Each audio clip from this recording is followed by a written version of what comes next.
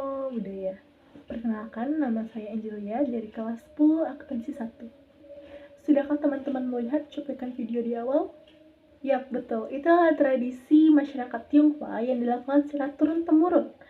Tradisi ini disebut dengan Cengbeng. Di video ini saya akan menjelaskan seputar Cengbeng, meliputi 1. Sejarah Cengbeng, 2. Asal-muasal membakar kertas sembahyang, ketiga, makna dari ritual Cengbeng, keempat, manfaat serta tujuan melaksanakan Cengbeng. Pertama-tama, saya akan menjelaskan tentang sejarah Cengbeng. Sejarah Cengbeng konon diciptakan oleh Kaisar Qin Shi Huang pada tahun 600-an sebelum Masehi. Kaisar Shi Huang memiliki selir, salah satunya bernama Li Ji.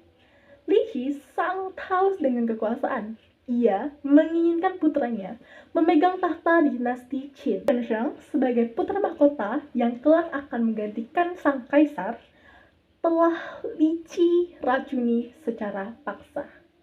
Chong-er, adik kandung dari putra mahkota yang ingin Li Ji habisi juga, memutuskan untuk melarikan diri ke gunung bersama pengawalnya. Proses pelarian ini terjadi begitu cepat. Mereka tidak mempersiapkan apapun, sehingga setelah berada di atas gunung, mereka pun merasa kelaparan.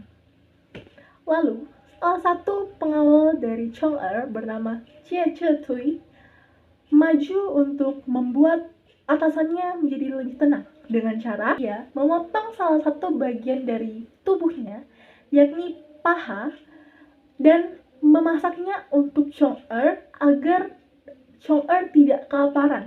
Wah, kita bisa lihat ya bagaimana kesetiaan sang pengawal ini kepada atasannya. Setelah 3 tahun berlalu, sang selir pun meninggal dunia.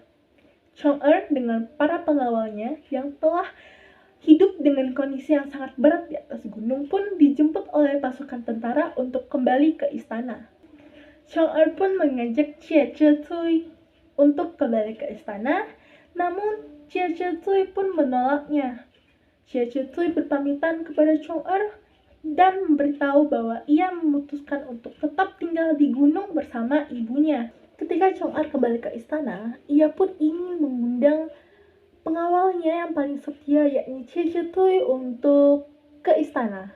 Namun, Jie Chetui ini tidak dapat ditemukan. Akhirnya, Chong-er memerintahkan tentara untuk membakar hutan di gunung itu agar Jie Chetui pergi keluar untuk menemuinya. Namun, yang terjadi malah sebaliknya. Ia menemukan Jie Chetui bersama ibunya di bawah pohon. Chong-er merasa sedih dan terpukul akan hal itu. Ia memperingati hari itu sebagai Hari Hanshi, yang dimana tidak mengizinkan siapapun menyalakan api untuk memasak, sehingga peringatan ini disebut dengan perayaan makan dingin. Qingming atau Cengbeng, yang dimana merupakan suatu penghormatan dengan cara mengunjungi makam leluhur, itu ditempatkan dengan perayaan Hanshi. Namun pada akhirnya Hanshi ini terlupakan, sehingga saat ini hanya ada perayaan Cengbeng. Dikutip dari metrotvnews.com, sejarah festival Qingming dinamai dari kata Qing yang artinya bersih dan Ming artinya jernih, yang melambangkan harapan baik saat melakukan ziarah kubur. Saat festival Qingming atau Cengbeng, masyarakat Tionghoa melakukan ziarah ke makam leluhur, membersihkan makam, membakar kertas sembahyang, membawa karangan bunga, serta meletakkan persembahan makanan seperti kue-kue, buah-buahan, dan sebagainya. Hal ini dilakukan sebagai ungkapan terima kasih dan hormat kepada anggota keluarga yang telah meninggal. Nah, pada prosesi Cengbeng diharuskan untuk membawa kimchi. Kimchi adalah kertas sembahyang dan uang-uangan berbahan kertas yang akan dibakar untuk membekali para arwah di alam sana. Jadi, masyarakat Tionghoa percaya bahwa adanya kehidupan setelah kematian. Pembakaran kertas sembahyang ini sudah ada di sejak zaman pemerintahan Kaisar Li Sibin pada abad ke-7.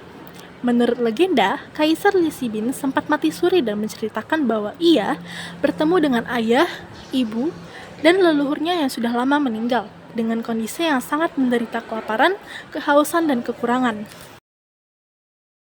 Ritual selanjutnya adalah penyusunan lilin atau lakcek dalam bahasa Teochew.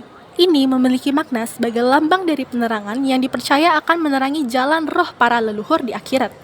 Lilin tersebut harus tetap ada dalam kondisi menyala di saat keluarga sedang melakukan sembahyang cengbeng. Sementara itu, dupa berfungsi sebagai alat untuk memanggil arwah leluhur pada saat-saat tertentu, juga sebagai persembahan kepada orang yang telah meninggal dunia. Dupa yang dibakar masyarakat Tionghoa saat sembahyang melambangkan keharuman yang diharapkan tersebar ke seluruh penjuru alam. Adapun makna dari ritual cengbeng yakni adalah 1. Sebagai penghormatan kepada leluhur. 2. Adanya pembersihan dan perawatan makam. 3. Memberikan persembahan makanan dan barang yang diyakini akan memberikan kenyamanan bagi leluhur serta memenuhi kebutuhannya di alam sana, di alam lain. 4. Dapat menikmati momen bersama keluarga. Di Pontianak, kota dengan populasi Tionghoa yang signifikan di Indonesia, memiliki beberapa manfaat dalam melaksanakan ritual cengbeng. Manfaat pertama, untuk menghormati leluhur. Manfaat kedua, untuk mempererat hubungan keluarga. Manfaat ketiga, untuk melestarikan budaya dan tradisi. Manfaat keempat, untuk meningkatkan kesadaran bersejarah. Adapun tujuannya yaitu antara lain 1. Membersihkan dan merawat makam, sehingga makam bersih dan terawat. Kedua, melakukan ritual keagamaan yang diyakini dapat memberikan kenyamanan bagi leluhur di alam sana. 3. Mendoakan leluhur. Leluhur yang didoakan dipercaya akan menjadi tenang dan mendapat berkah di alam sana. Keempat, mengajarkan nilai-nilai budaya kepada generasi muda di masa depan. Demikian penjelasan dari saya seputar cengbeng, semoga dapat menjadi ilmu yang bermanfaat bagi kita semua. Akhir kata, saya ucapkan terima kasih.